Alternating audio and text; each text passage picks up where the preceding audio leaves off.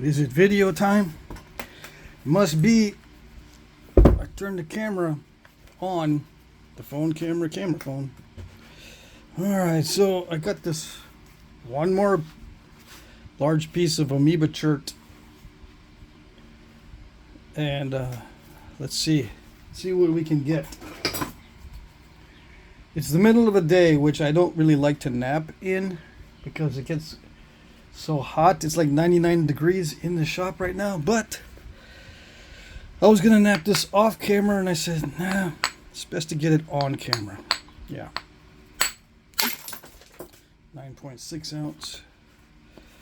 Yeah, I'm gonna make a biface, but I'm gonna try to get large flakes off of this so that I can either nap raw or heat treat. Yeah, those are the only two options, of course. So that's kind of like a Captain Obvious thing. It's either going to be raw or heat treat. Yeah, this does heat treat well, in case you didn't know. This type of Amoeba Chert. It often does not need heat treatment though. That's the thing. If it's good enough to nap raw, you don't need to heat treat it. Some guys will heat treat it anyway, even if it naps well raw, because they like to heat treat better. Especially if you're wanting very regular flakes. Yeah. What's a regular flake? Nice and neat. Nice and consistent flaking.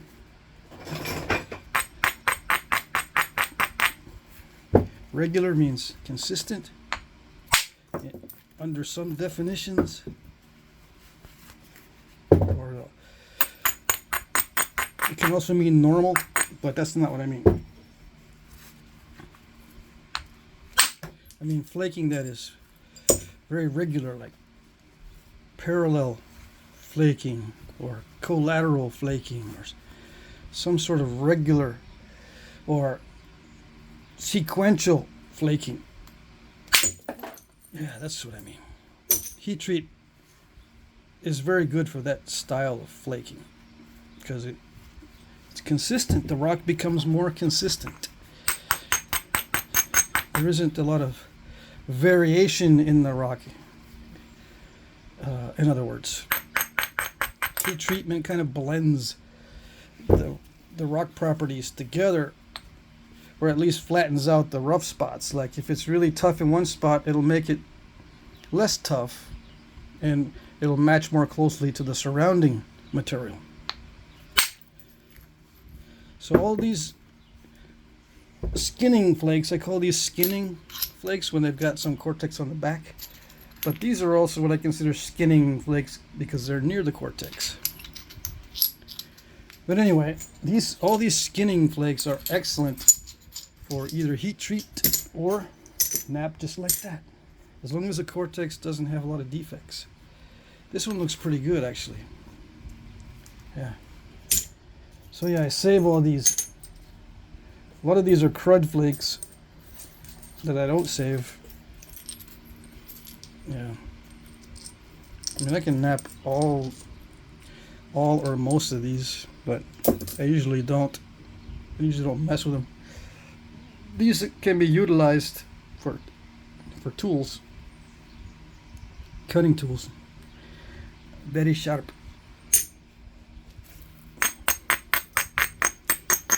But you know,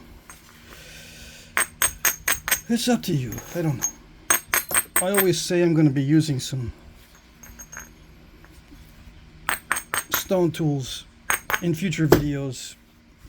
Never get around to it, but I will. I will get around to it. Yeah, eventually. Alright. Is there a method to the madness? Nope, there's a madness to the method though. Oh yeah.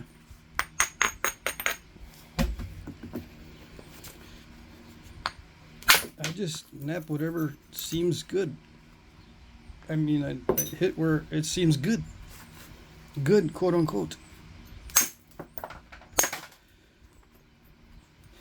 I can probably get a long Biface out of this. 7 3/8. The thicker I make it, the longer it will be. All right? Why? That's just the rule. It doesn't rhyme. No, but it's still a rule. If you want to preserve the length, it's best to keep it thick, because you know what happens when you start getting it thin, right? Everybody knows what happens. Everybody. Even the people who just tuned in 5 seconds ago. It probably will break, right? Yep, probably. The odds are not in your favor. And the thinner it gets, the odds are even worse. They get worse as it gets thinner. The odds. And yes, the odds are important in flint knapping. It is a gamble. Yes, it is.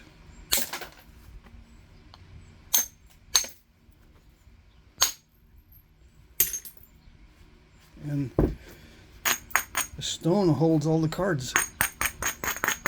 Yeah. You've got to get good at beating the stone. Yeah.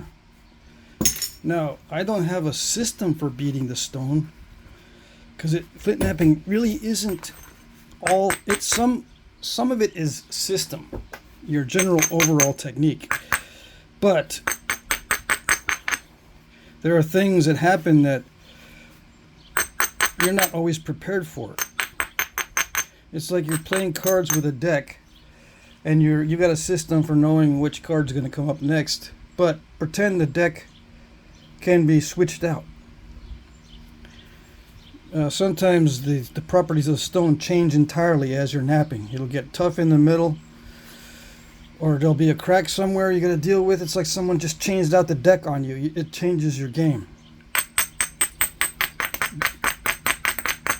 You don't know exactly. You can apply your system, but when they change the deck, it kind of throws a bunch of stuff out the window. Same with flint knapping. So you got to be flexible and keep just general principles in your mind. Like thin the ends down before you start thinning the middle, right? That's why I'm keeping this kind of thick right here. I'm doing that last because I'm focusing on seeing what kind of flakes I can get from the rest of it. I want some big flakes so that I can work these later and not waste it all on crud flakes. Yeah. Now, as a new guy, you're not going to be able to do this, but guys watch this just so they can see the potential. A new guy won't be able to save a bunch of flakes off of something like this. You're going to get mostly crud flakes. Right? You're not going to be able to get flakes like that. It takes years of practice. Oh yeah. Except for the exceptions. Yeah, there's always the exception. There's always a guy that says, it only took me like 6 months to do that. Yeah. I don't know what you're talking about. What's my answer when someone says something like that? Everybody? I'm not talking to you. I am not talking to you. All right? You're the exception. Congratulations. And I acknowledge your existence and I bow to your greatness. Yeah. You can develop skills extremely quickly. Yeah. But I'm not talking to you.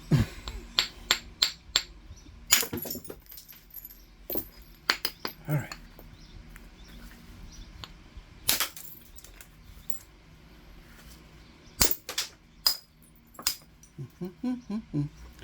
All right, I'm not having good success. As it gets thinner, of course, it gets more dangerous to thin it further. But I'm still trying to get nice flakes. When they're curved, though, you can't get a long arrowhead out of it. No. But it's better than a short one anyway. A long curved flake is better than a short flake. Short curved for sure, but I can squeeze out an arrowhead from that somewhere. squeeze. Yeah, it's like squeezing because it requires a little bit of effort, force to bend your mind around it. How do I make it straight? You gotta, instead of bending the rock around, you gotta bend your mind around. How do I get it straight?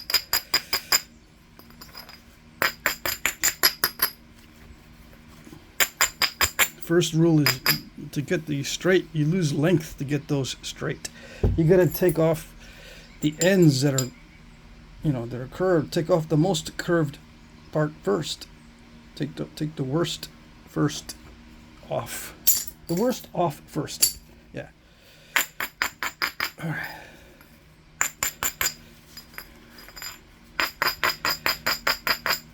Well, sometimes these things are slabbed so that you can not have to deal with this. You can cut this into slabs. Yeah. Like I could have cut it in half this way and then cut slices off those halves, and then of course the slices get smaller in surface area as you go, but you can end up with slabs of it. You know what I mean?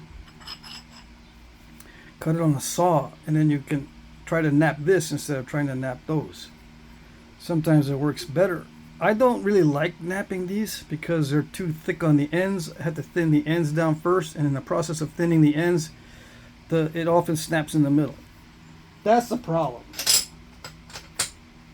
Like this is an Amoeba Chert, I think. It's slabbed. I got a bunch of slabs from a friend of mine. You want to see? No? You want me to continue the napping and not pause for station identification? Too bad. I got slabs from Roberto. Yeah, I got a bunch of good stuff. And some of these are heat treats. Yeah, and you can stick a bunch of these slabs in a turkey roaster or a kiln. I mean, these are awesome. I think this is elevates. And then there's palm wood. Yeah, petrified palm wood. And then there's mookite. And weird jasper, bloodstone or something. And more jasper. I don't know what these are.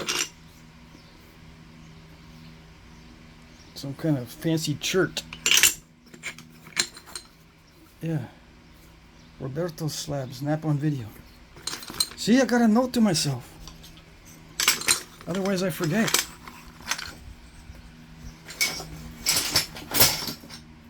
Yeah.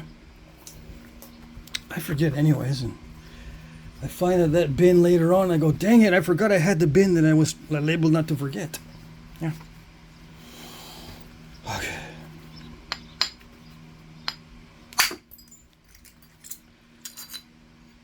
Sweet. It helps also if the stone is good quality. Yeah.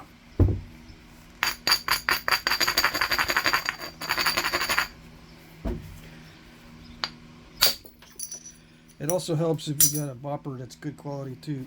Yeah. Oh yes.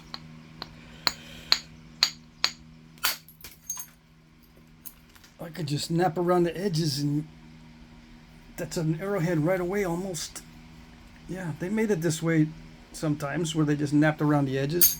No surface flaking, just edge flaking. Yeah, they did that back in the day.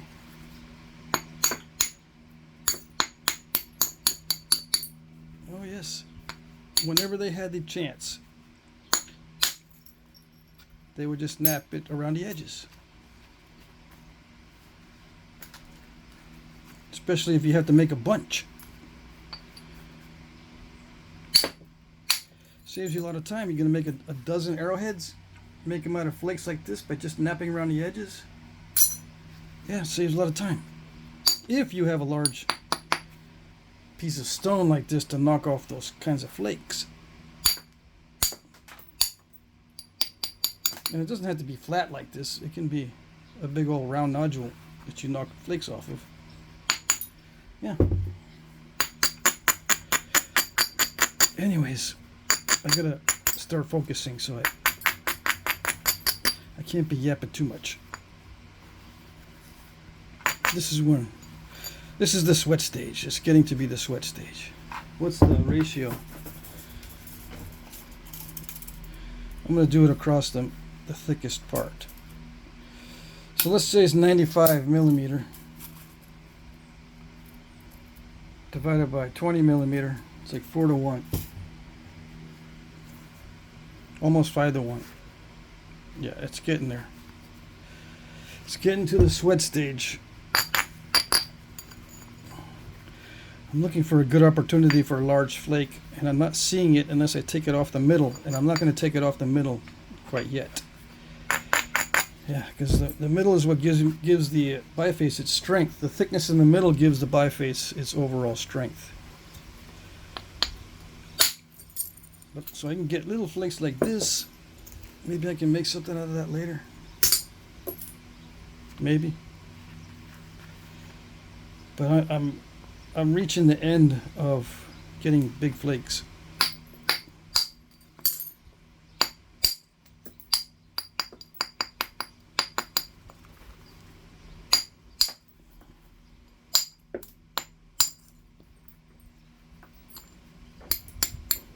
Oh yeah, there's a breeze.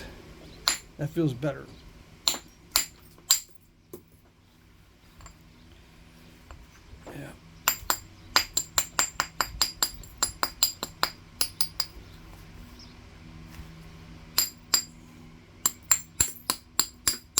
Got the fan going, but it's just recirculating the hot air within the shop. But when the breeze comes in from outside, much better.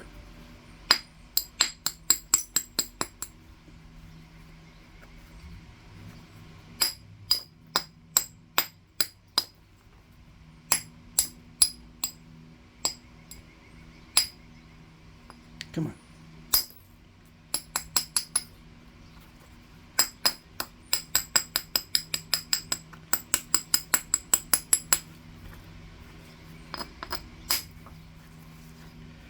I'm just trimming to see what I got.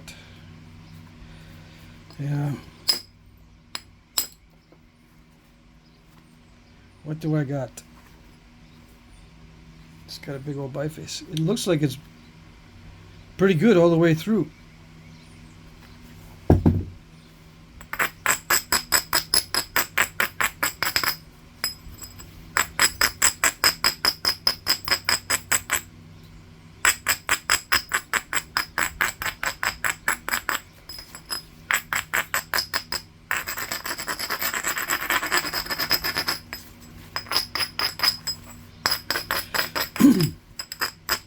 A lot of guys watch these videos on how to biface to figure out what the edges should look like.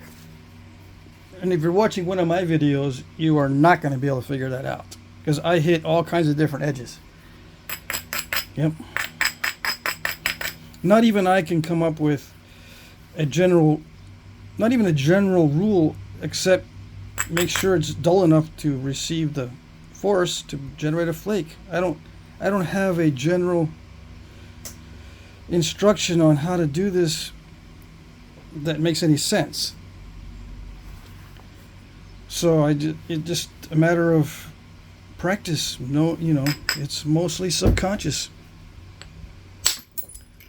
You get to the point where it's like, yeah, that's kind of good, but I don't know why it's kind of good. Or that's not so good, but I don't know why that's not so good. It's different from the other edge. These edges are not all exactly the same. These striking areas are not all exactly the same. But some of them look okay. Some of them don't. Some of them I'll hit anyway. And some of them look great, but I don't hit them. It's all random and chaotic. Okay?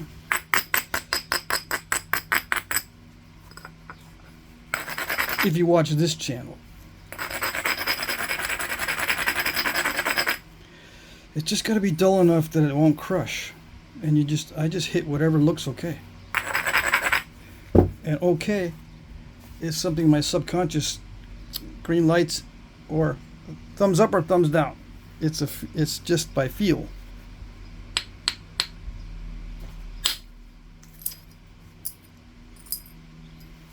See what I wanted to do with that, I accomplished. Where is it? It looks like it should go there. Yes, it does go there. See that? When I hit earlier, it stepped, but that's actually incomplete fracture. It had it continued a little bit. You see that? That step fracture didn't stop right there. It was continuing underneath here to this point right there. See that? It was continuing. So one of the reasons why you try to get that removed is because it's a weak spot and you don't know how far that flake continues. It could have even dived in a little bit. So you get rid of that so you can see. I think that's the end of the fracture, but it's maybe not quite. You know, this fracture came in here. It still looks like there might still be some area that is not fully detached yet. Gotta watch out for that. Yeah. And how do you attack that? Just by practice, you know what kind of flakes you can generate, and then try to, you know, skin these areas off. I've been thinking a lot about how these flakes come off because I'm going to be making a beginner series. A beginner series is actually either the hardest thing in the world to do or the easiest thing in the world to do. Yeah. A beginner can show a beginner what he's doing, right? It doesn't take much to show somebody what you're doing to get started in flint knapping. So even a beginner can show a beginner how to get started in flint knapping and basic stuff. But once you're experienced in flint knapping and know all the various, not all, but the majority of the various things that can happen and the various techniques and all that, it becomes almost impossible to cover everything. So that it's not overwhelming to the beginner, but to try to make the beginner aware, especially of things that are advantageous to do. Now, if you nap the way I nap, it's highly risky. I debate sometimes whether I should be teaching new guys the way I nap, because it's very, very risky.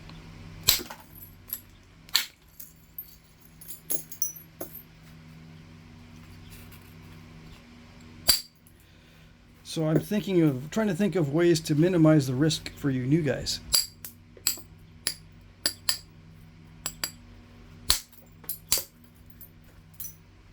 And I'm not coming up with much. Yeah.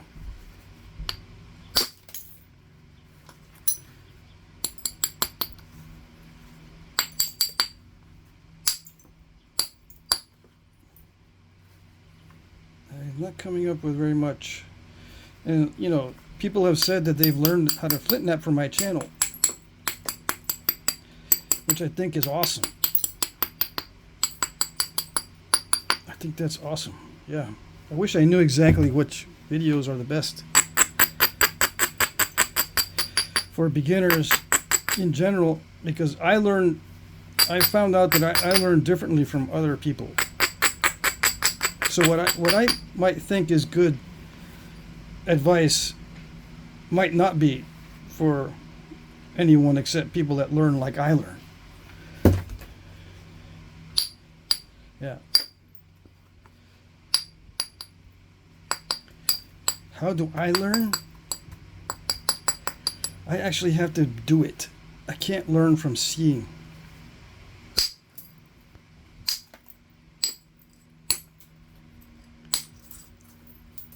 I mean, I can see what's going on when the person is napping.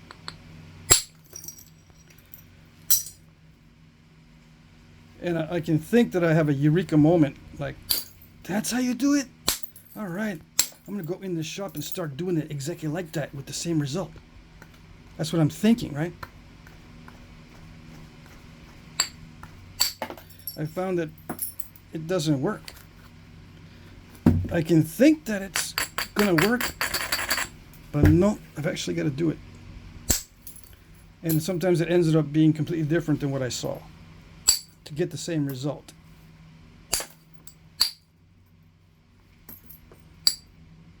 Yeah.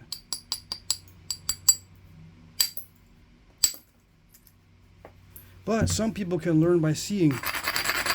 They watch all the movements, they watch all the angles, they watch everything, the forces and everything. They go into their shop and they align themselves the way they have it in their mind. They have a photographic memory for this kind of stuff. And then, voila, they end up doing that just because they watched how I did it. Me, I can't do that.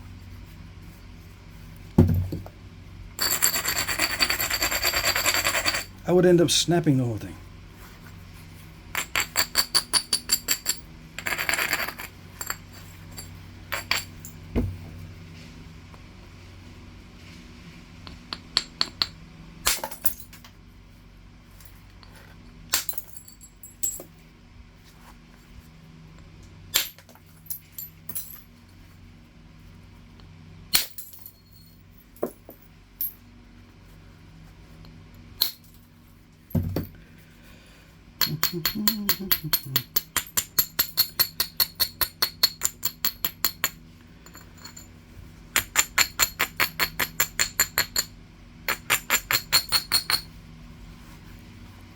So for bifaces, the best advice I give people that seems to work well is you have to thin the ends first.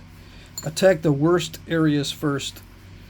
Don't bite off more than you can chew. But don't try for big long flakes. And don't try to eliminate obstacles with the ending of the flake or the beginning of the flake. The obstacles that you're trying to eliminate need to be eliminated in the best case scenario with the middle of the flake. Like this is an obstacle here, right? If possible, I should strike into that area from a good spot instead of striking the bad spot, because you never know what's going to happen. If you strike into the bad spot to get rid of a bad spot, it's not a good idea. So you try to get a clean area to attack it. For example,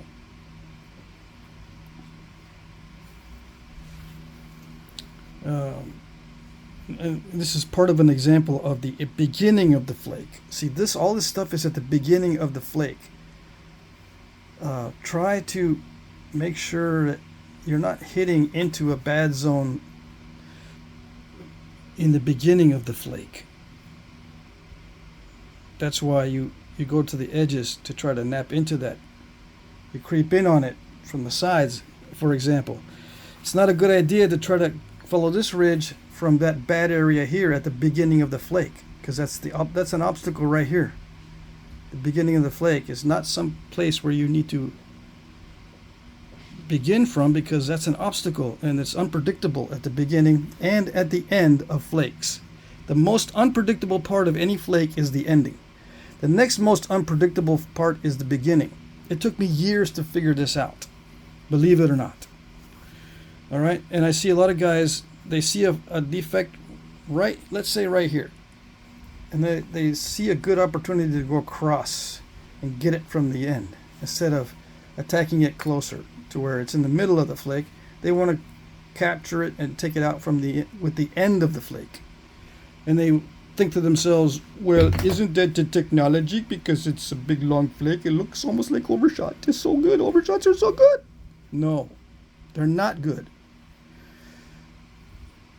The only time you try to eliminate a obstacle with the end of the flake is if you have no other option. And yeah, that comes up. And you got to live with the fact that maybe you're going to take off a big chunk of the other side. So what's worse, an obstacle right here or a big chunk missing? In a lot of artifacts, they just leave an obstacle in there, or they nap around it enough to just make it a remnant. You know, I call it a remnant if it's just a little bit of the obstacle left, but it's still there. There's a remnant. You'll notice a lot of artifacts have remnants where they tried to take the obstacle out, but they didn't do it fully. All right, which is fine. Now, if you're doing it for looks, it's not fine, and you're going to have a hard time. As a beginner, do not make the points for looks. I guess that's another thing for beginners. But I'll try to get into that later. Yeah.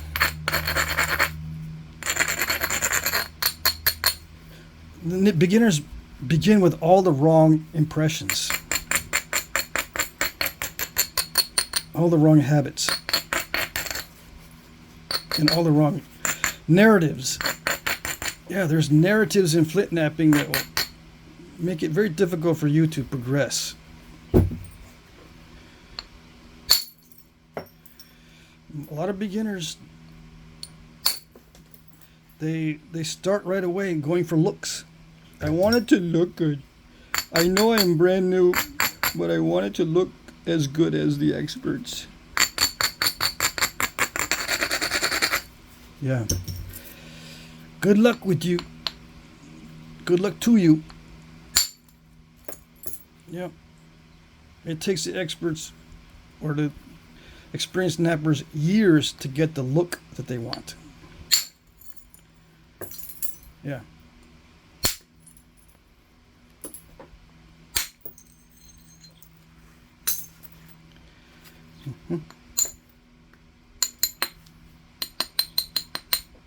Except for the guy that can do it in 6 months.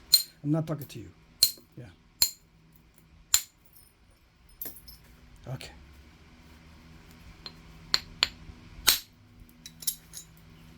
Beauty.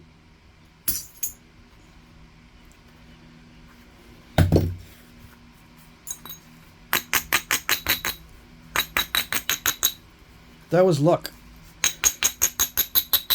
A large part of that flake was luck. That last one I took, a large part of that is luck. You can't depend on it though. It's good when it happens. You just go, nice, good. But you know, you get bad luck too. You can try to minimize the bad luck, which is good. If you can minimize the bad luck, that's good. If you're that type, you might end up quitting napping. The only way to minimize the bad luck in napping is not to do it. Yeah. Perfectly logical. Yep. Sometimes I recommend, yeah, don't do it. I'm going to do something I'm not supposed to do. Yeah. I hit on an obstacle. It looked like a no-brainer.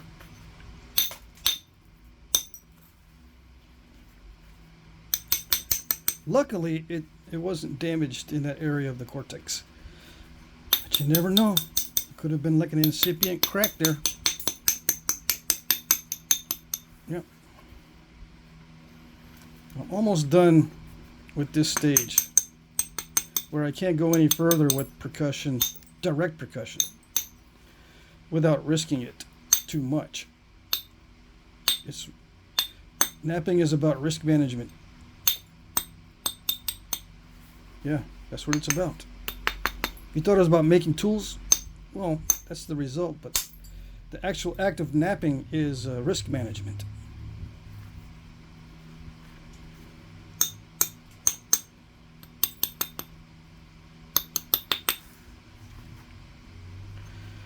Okay. Once you get past the tremendous amount of risk involved, then you get into the artistic napping part. You know, as it starts winding down and you're not risking breaking it all that much, then that's the artistic part.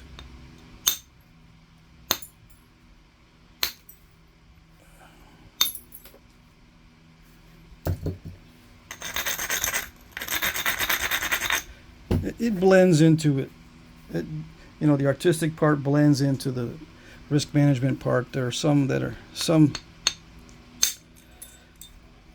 aspects that overlap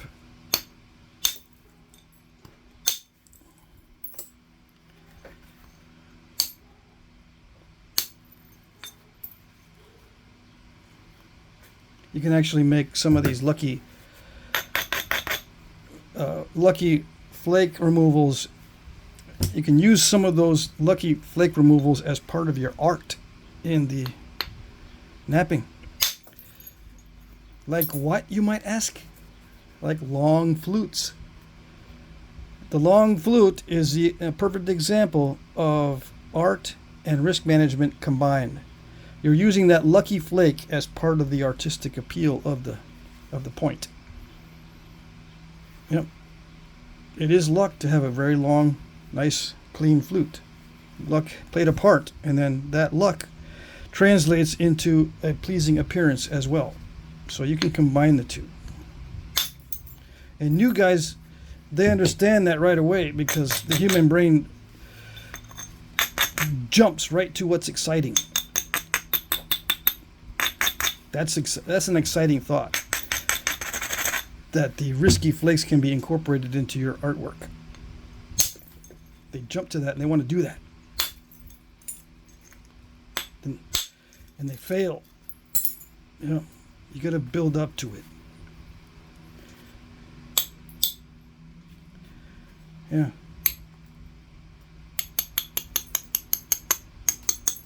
You know, over time you learn that stuff. Except for the guys that can learn it in 6 months. I'm not talking to you. Yeah. All right.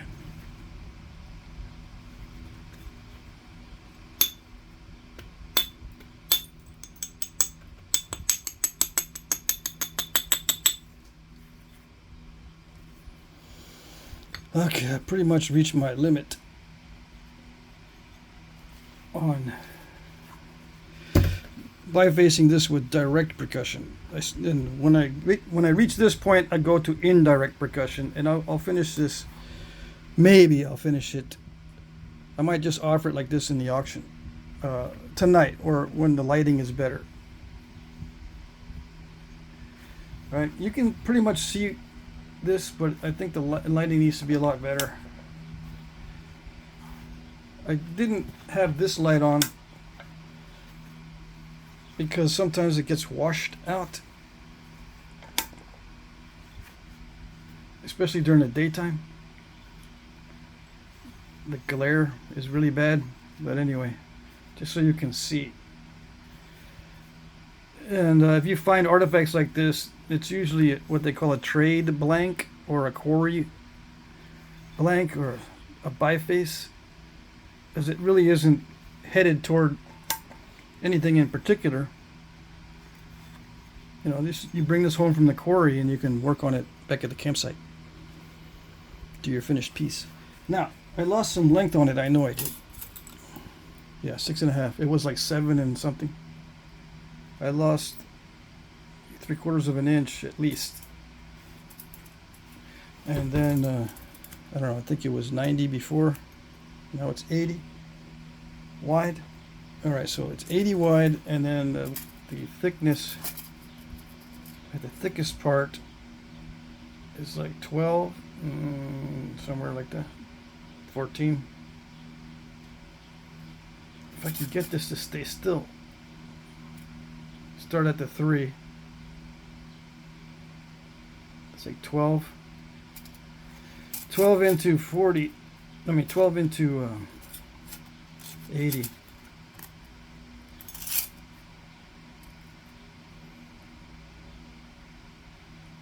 Yeah, it's average about 12.